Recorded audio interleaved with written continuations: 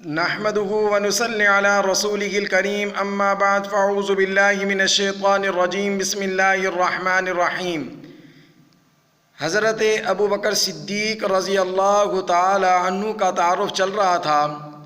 حضرت ابو بکر صدیق رضی اللہ تعالی عنہ کے والد کا نام ابو قحافہ عثمان ہے اور والدہ کا نام حضرت سلمہ ہے۔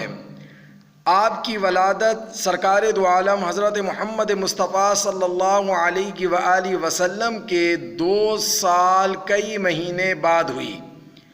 آپ کا حلیہ مبارک اس طرح تھا، آپ کا رنگ سفید تھا، جسم لاغر تھا، رخساروں پر گوشت کم تھا، پیشانی ابری ہوئی تھی، بڑے نرم دل اور نہایت بردبار تھے۔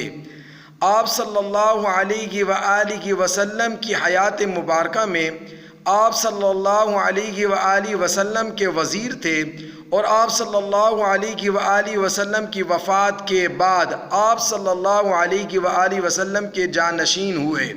اللہ رب العزت ہم سب کو حضرت ابو بکر صدیق رضی اللہ تعالی عنہ سے سچی محبت نصیب فرمائے۔ وآخر دعوانا ان الحمد للہ رب العالمین۔